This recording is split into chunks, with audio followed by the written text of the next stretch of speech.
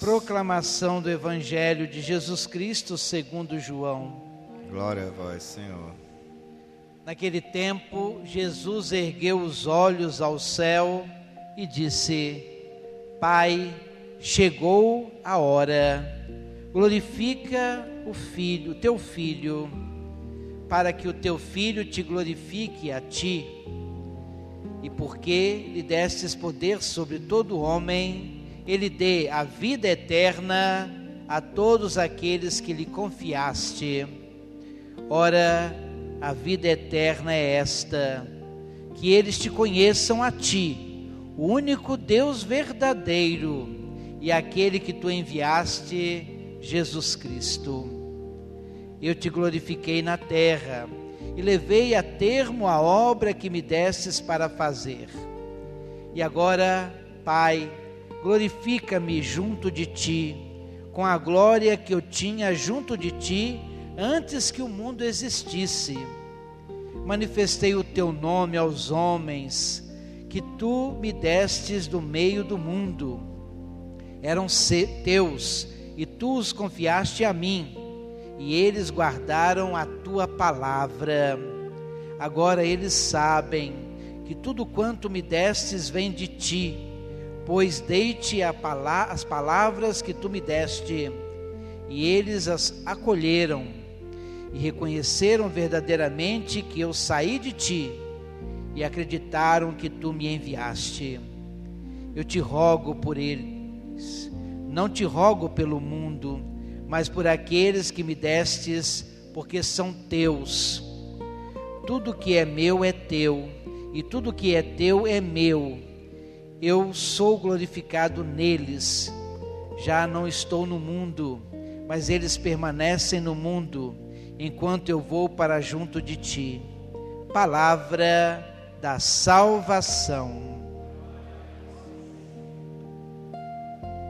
Queridos irmãos e irmãs que participam desta celebração eucarística no santuário dedicado a Nossa Senhora das Graças, queridos irmãos e irmãs que participam desta celebração através da sintonia, a Rádio Sintonia do Vale, a Rádio da Diocese de Barra do Piraí e Volta Redonda, vivemos a grande semana de oração pela unidade dos cristãos, enquanto nos preparamos para a grande festa de Pentecostes, a festa dos 50 dias, que no passado era conhecida como a festa das primeiras colheitas, em que se entregava a Deus os primeiros frutos do grande trabalho desenvolvido pelos agricultores.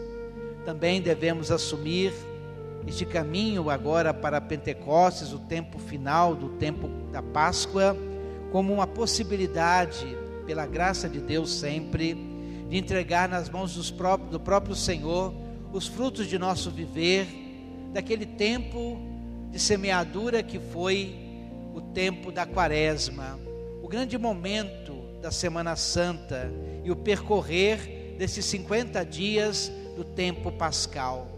Chegamos com mais conhecimento de Cristo Jesus, não meramente um conhecimento intelectual, mas um conhecimento a partir de uma intimidade maior, a partir da oração, a partir da escuta da própria palavra, da vida sacramental, do encontro com o Senhor, na Eucaristia, no compromisso de amor aos pobres. Chegar nesses dias é para nós possibilidade de louvor e gratidão a Deus, por tudo aquilo que Ele realiza em nós e através de nós. Ele já tinha dito que somos sal da terra, mas se o sal perde o sabor, para que servirá, a não ser para ser pisado pelos homens? Vocês são a luz do mundo, não para ser colocada num lugar escondido, mas que brilhe diante de todos os homens, para que vejam as vossas boas obras e glorifiquem o Pai.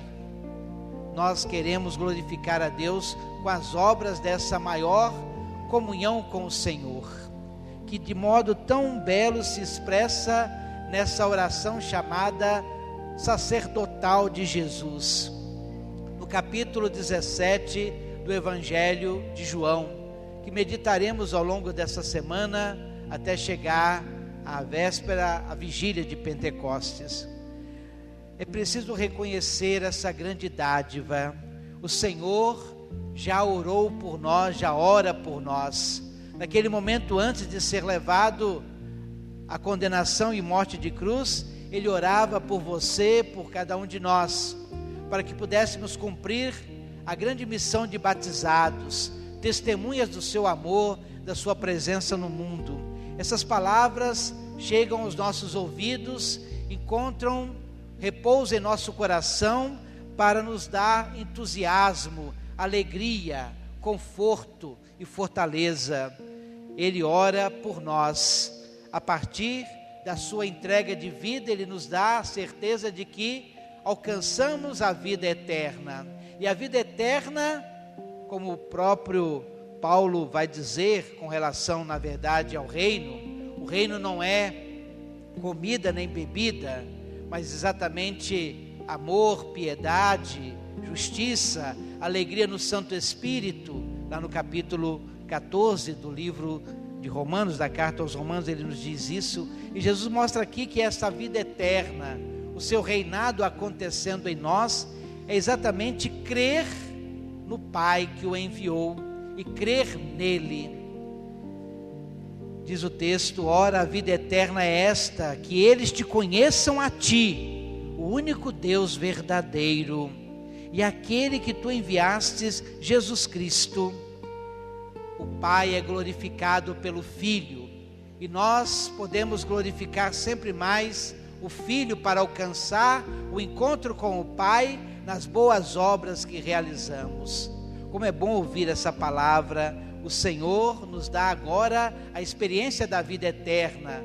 É claro que se planifica depois da nossa morte, mas já começa agora, na medida em que tomamos essa decisão diária de conhecer o Pai de infinita misericórdia, revelado por Ele, pelo Filho amado, que nos dá tudo a respeito do Pai. Eu não vos chamo de servos, de escravos, porque o servo não sabe o que faz o seu Senhor. Eu vos chamo de amigos, porque vos dei a conhecer tudo aquilo que o meu Pai revelou. Essa experiência é uma experiência que, repito, nos traz ânimo, fôlego, sustento e ardor missionário. Como nós vimos Paulo, lá em Mileto, falando, ou escrevendo, na verdade, para a comunidade de Éfeso, dizendo de modo claro: vós sabeis de que modo me comportei em relação a vós durante todo o tempo, desde o primeiro dia em que cheguei à Ásia, servi ao Senhor com toda a humildade. Essa expressão deve também calar em nosso coração: servir ao Senhor com humildade, não com prepotência, arrogância, não com atitude de dominação, mas com humildade, com lágrimas no meio das provações. O anúncio do Evangelho para Paulo e para nós também, se temos uma maturidade de fé, se faz no meio das tribulações. Não nos tira tribulações, mas nos conforta pela sua presença, sempre ao nosso lado.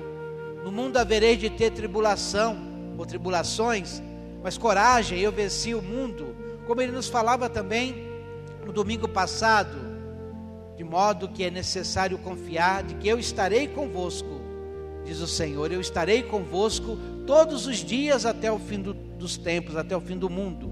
Servi ao Senhor, lembrando então novamente Paulo, com toda a humildade, com lágrimas no meio das provações que sofri por causa das ciladas dos judeus. Nunca deixei de anunciar aquilo que pudesse ser de proveito para vós, nem de vos ensinar publicamente, e também de casa em casa, movido pelo Espírito Santo. E assim ele se apresenta, escravo do Espírito Santo.